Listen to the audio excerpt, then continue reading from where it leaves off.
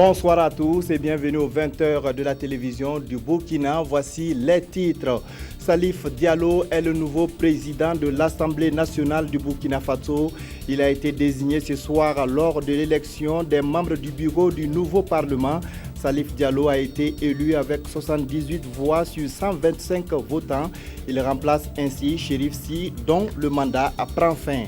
Après 13 mois de transition politique, le Burkina Faso s'est remis sur les rails de la vie constitutionnelle normale. Quel bilan les Ouagalais font-ils de la gestion du pouvoir par les autorités de la transition? Les objectifs assignés ont-ils été atteints? Des citoyens nous donneront leur point de vue. Un regard rétrospectif sur les faits marquants de l'actualité politique nationale en 2015. Nous reviendrons notamment sur l'ensemble du processus électoral, mais aussi sur les grandes réformes initiées sous la transition. Les institutions issues des élections couplées du 29 novembre se mettent en place progressivement. Après la prestation de serment du président Roch Marc Christian Kaboré, les députés élus ont procédé cet après-midi à l'élection du bureau de la nouvelle Assemblée nationale. Salif Diallo, vice-président du MPP, a été porté à la tête de l'institution parlementaire par les députés. On écoute un extrait du discours du nouveau président de l'Assemblée nationale. Nous devons être des députés, pas uniquement pour les lois, pour les textes. Nous devons être des députés pour pousser l'action gouvernementale vers la satisfaction des intérêts supérieurs de ce pays. Et ces intérêts se conjuguent à la création d'emplois pour la jeunesse, à l'eau potable pour les paysans, à la liberté pour les femmes et surtout aux soins de santé pour l'ensemble de notre pays. Nous devons rester collés à ces intérêts supérieurs et nous devons être intransigeants contre les contre-valeurs que sont la corruption, le népotisme, la patrimonialisation du pouvoir d'État. Nous devons faire en sorte qu'au terme de notre mandat, que le peuple burkinabé reconnaisse en nous des fils dignes de ce peuple. Le président du Faso, Roch Marc Christian Kaboré, a reçu en audience ce matin le président du Front populaire ivoirien, Afin Guessa, et un émissaire du président de la Chine, Taïwan. Les échanges ont porté sur les relations de travail et d'amitié entre le Burkina Faso et ces deux pays. On fait le point avec Nathalie Savadogo. Hôtel Laïko Ouara 2000. C'est ici, au 10e étage, que le président du Faso, Roch Marc Christian Kaboré, a choisi pour recevoir ses hôtes. Première personnalité à être reçue ce matin, le président du Front populaire ivoirien, Pascal Afin Guessa. Le président du FPI dit être venu réitérer ses félicitations au président Kaboré, mais aussi parler de la situation politique dans la sous-région ouest-africaine. Le Burkina Faso a fait la démonstration de sa volonté de construire la démocratie, de faire progresser les libertés et de prendre en main son destin. Et je crois que c'est une expérience qui nous édifie et qui nous permet, nous qui sommes aussi engagés dans des processus démocratiques dans nos pays, d'espérer. Pour Pascal Afin Guessa, l'élection du président Kaboré est aussi un motif d'espoir pour la grande famille socialiste. Comme il fallait s'y attendre, l'ancien premier ministre ivoirien de Laurent Gbagbo s'est prononcé sur le mandat d'arrêt émis contre l'ancien président burkinabé Blaise Compaoré. Notre espoir, c'est que les autorités ivoiriennes soient attentives aux aspirations du peuple burkinabé pour faire en sorte que ces aspirations-là ne soient pas contrariées. Le FPI, par la voix de son président, compte ne pas abandonner le dossier Blaise Compaoré et promet à viser en temps opportun. La deuxième personnalité à être reçue est un envoyé spécial du président chinois. Avec lui, il a été question du renforcement des relations de coopération entre le Burkina et la Chine. J'ai l'honneur de venir ici pour assister à la cérémonie d'inauguration du président Kaboré. On vient de rencontrer le président pour discuter les projets de coopération entre les deux pays. Nous espérons de renforcer notre de relations déjà existantes et d'avancer davantage. Il a par ailleurs transmis une lettre de créance au président Kaboré et l'invité à visiter la Chine très prochainement. Hier, dans la soirée, le président du Faso s'est entretenu avec le représentant spécial de l'Union européenne pour le Sahel. Angel Losada est venu au nom du président du Conseil européen féliciter le président Kaboré pour son élection et lui témoigner du soutien de l'Union européenne. On écoute Angel Losada à sa sortie d'audience. Mandaté par le président du Conseil européen et par le président de la Commission européenne de porter une lettre au président pour le féliciter du processus électoral, pour le féliciter de sa nomination et pour démontrer l'appui que l'Union européenne a donné, est en train de donner et va continuer à donner pour le Burkina, qui est un appui substantiel étant donné que l'Europe, en fin de compte, l'Union européenne, est le principal bailleur de fonds. Des propos recueillis par Gérard Sommet et Bouma Ernest Nebier. L'Union européenne, justement, va investir plus de 400 milliards de francs CFA au Burkina Faso d'ici à 2020. Les fonds seront principalement destinés à l'emploi des jeunes et à la lutte contre la pauvreté. L'information a été donnée par le représentant spécial de l'Union européenne pour le Sahel au cours d'une conférence de presse. Le point avec Kwale Nebier et Ismaël Diloma Sirima. L'Union européenne réitère son partenariat avec le Burkina Faso et avec les nouvelles autorités du pays. Par ce partenariat renouvelé, l'institution européenne met la question de l'emploi des jeunes au centre de ses priorités. En ce sens-là, nous avons approuvé un fonds fiduciaire, un fonds spécial. Il y a des projets qui sont en train d'être élaborés et nous allons les faire avec une rapidité possible. L'importance justement de ce sommet de Malte et de l'approbation de ce fonds fiduciaire, c'est d'ajouter deux éléments qui sont très spécifiques. La rapidité pour les projets et la flexibilité. Un programme indicatif national a ainsi été élaboré et plus de 400 milliards de francs CFA sont ainsi prévus pour la mise en œuvre du programme d'ici à 2020. Ici, au Burkina Faso, cela va se traduire, à part des aides pour ce qui concerne l'Union européenne, pour la promotion de projets de lutte contre le changement climatique, pour lutter contre la désertification ou de promotion des énergies, comme on dit, sans gaz vert, comme l'énergie solaire. Par ces actions, l'Union européenne veut faire du Burkina Faso un exemple pour la sous-région et réduire du même coup les multiples tentatives de traversée de la Méditerranée. Les remerciements du Conseil constitutionnel au président du Conseil national de la transition au moment où le CNT s'apprête à passer témoin avec l'Assemblée nationale dont le président vient d'être élu. Les membres du Conseil constitutionnel ont tenu à traduire leur gratitude à Chérif Sy pour la qualité des relations qui a existé entre les deux institutions.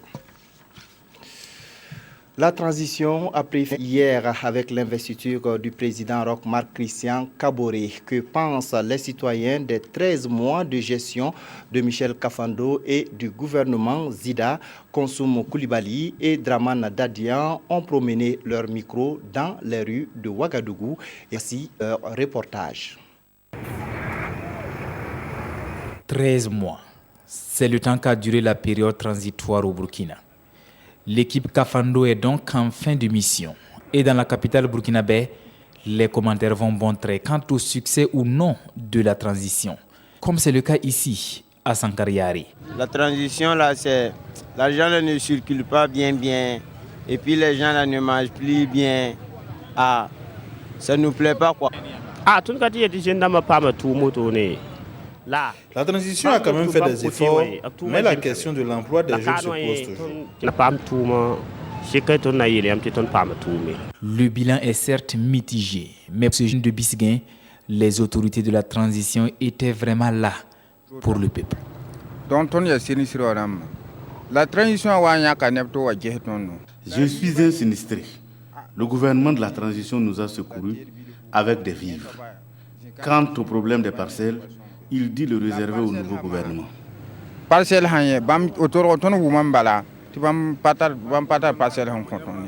Si pour Sali Ira, le président Michel Kafando et son premier ministre ont été à la hauteur des attentes de la population, Amidou, vendeur de journaux depuis des années à Ouagadougou, félicite également la transition pour avoir réussi sa mission, celle de conduire le pays aux élections. La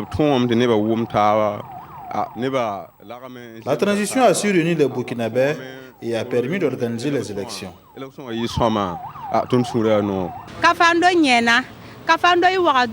Le président Kafando a beaucoup travaillé.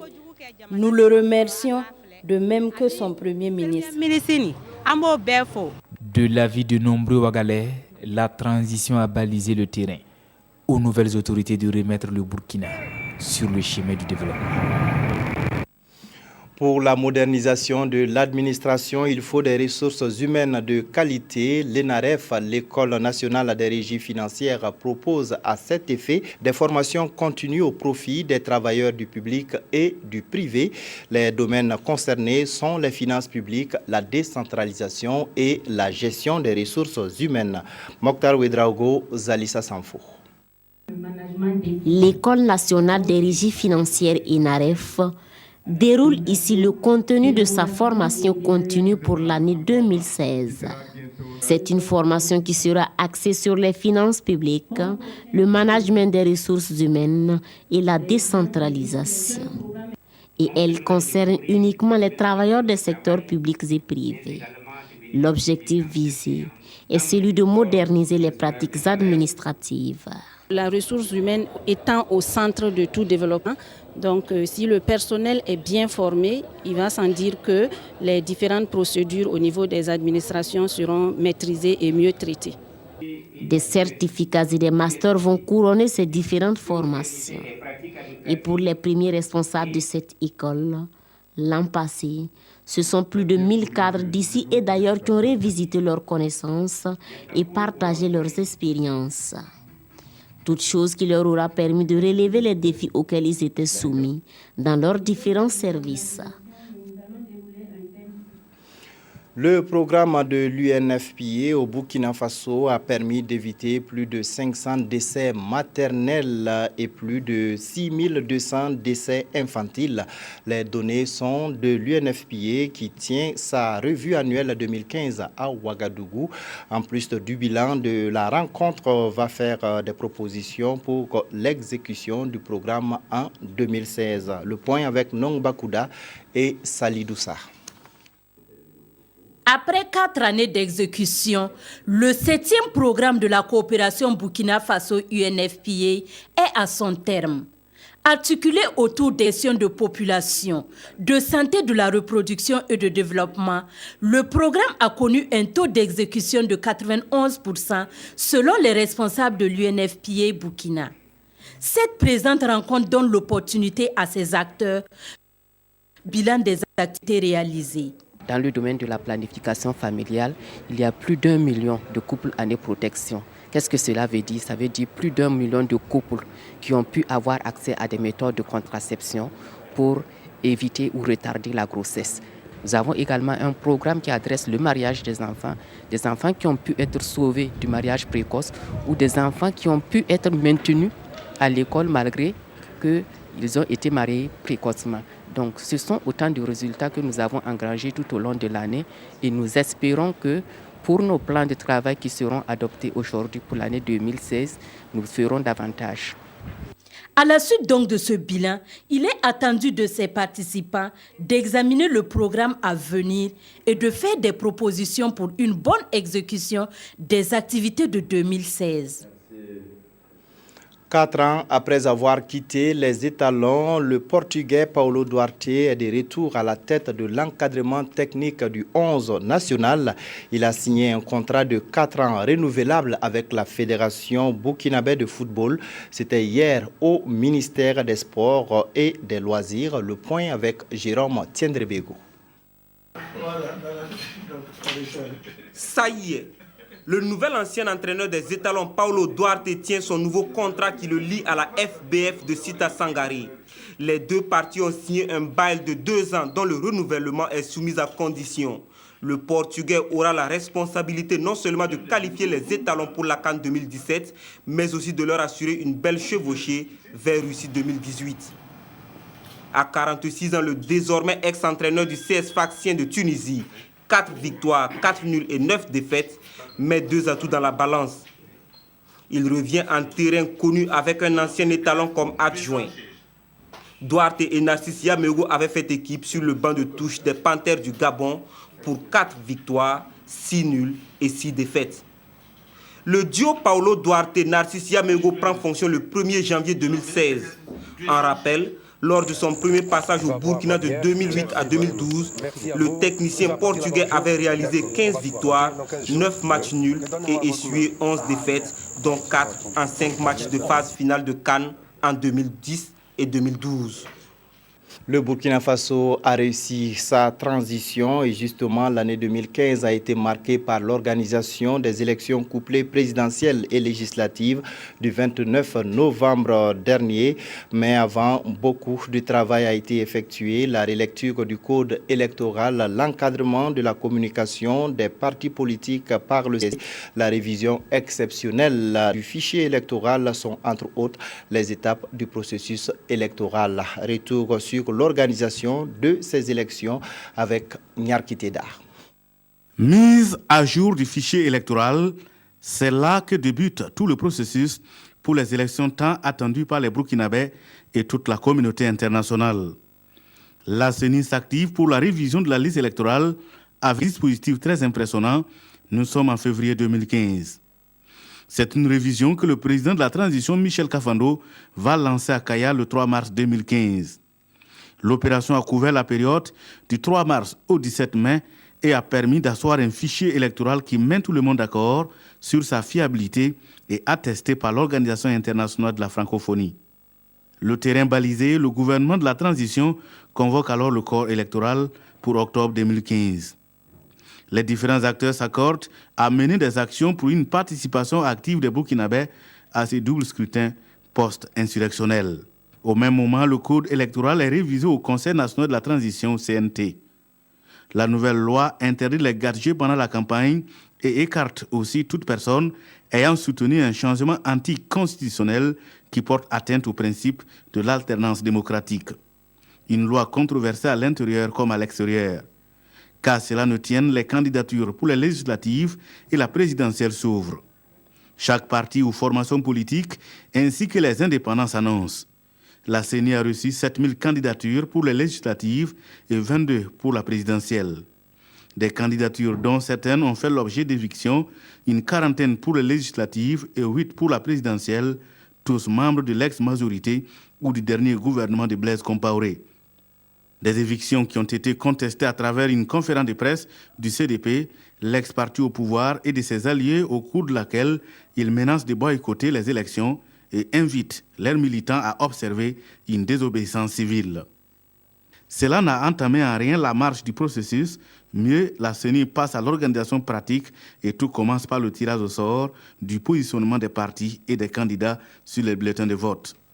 Alors que la campagne devrait s'ouvrir le dimanche 20 septembre, un coup d'État de l'ex-RSP s'est invité. Conséquence, la campagne a été repoussée pour le 8 novembre et l'élection le 29 novembre. 21 jours de joute électorale, les candidats, les partis et formations politiques ont sillonné le Burkina d'est en ouest et du nord au sud à la conquête de l'électorat sans heurts. Ce qui a conduit à des élections apaisées le 29 novembre avec 59% de taux de participation.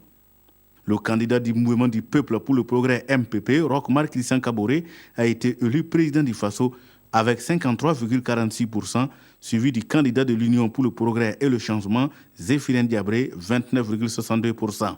Pour les législatives, le mouvement du peuple pour le progrès, le parti du président élu, arrive en tête avec 55 députés sur 127, contre 33 à l'Union pour le progrès et le changement et 18 pour le Congrès pour la démocratie et le progrès CDP, selon les résultats définitifs proclamés par le Conseil constitutionnel.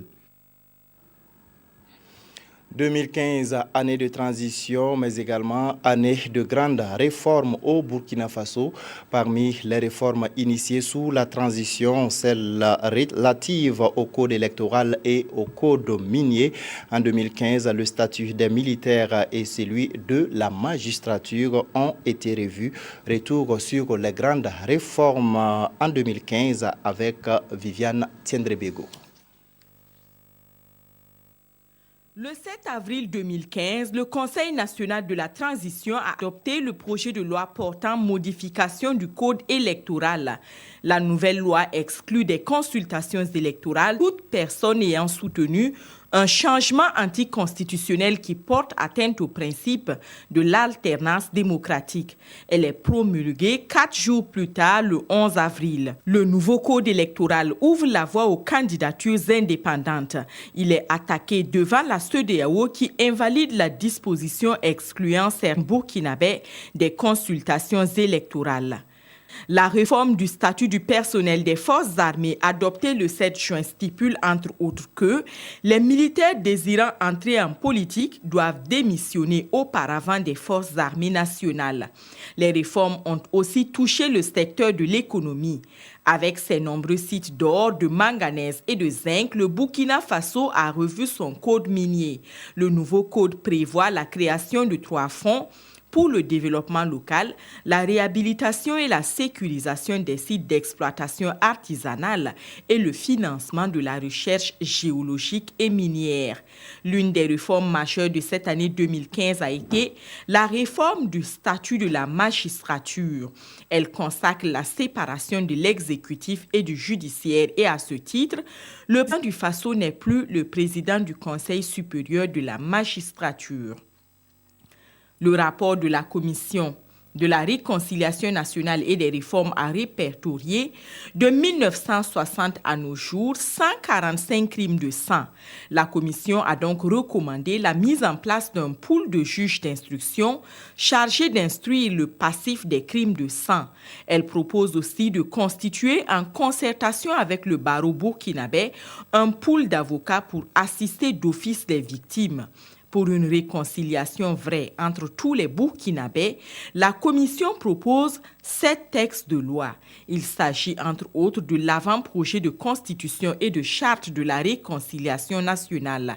Et la Commission termine par un appel au sursaut patriotique afin que la promesse de patrie de l'intégrité ne soit pas vaine et pour que vive le Burkindi.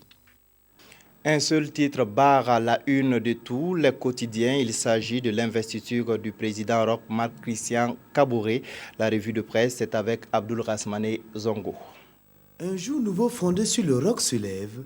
Notre temps paraphrase ainsi le nouveau président qui prône un véritable changement de mentalité et de comportement axé sur 3 exigences. Amour pour la patrie, dévouement au travail, probité et bonne gouvernance. Cette triple exigence passe aussi par un dialogue social fécond, reconnaît le nouveau locataire de Kosiam. C'est également le titre des éditions Le Pays. Un dialogue social et inclusif afin, je cite, de briser les chaînes de la misère pour construire dans la tolérance et la discipline républicaine une nation forte, digne et respectée. Pour aujourd'hui au Faso, Roch, 9e président, veut incarner le Périclès burkinabé. Périclès, du nom de ce célèbre homme politique grec du 5e siècle avant notre ère, dont la haute conception du sens de l'État facilita la reconstruction de la Grèce après la guerre du Péloponnèse. Mais le journal prévient aussitôt au président de choisir être le Périclès réel ou un simple homme arrivé circonstanciellement au pouvoir. Dans le même ordre d'idées, le journal Le Quotidien invite le président Kaboré à s'entourer de personnalités irréprochables et véridiques. C'est la seule façon d'éviter le piège des flagorneries. Et l'Express du Faso de conclure par un rappel. L'insurrection est encore vivace dans les esprits et le slogan « Plus rien ne sera comme avant » est plus que jamais d'actualité. Voilà qui met fin à cette édition. Merci de l'avoir suivi. Restez en compagnie de nos programmes.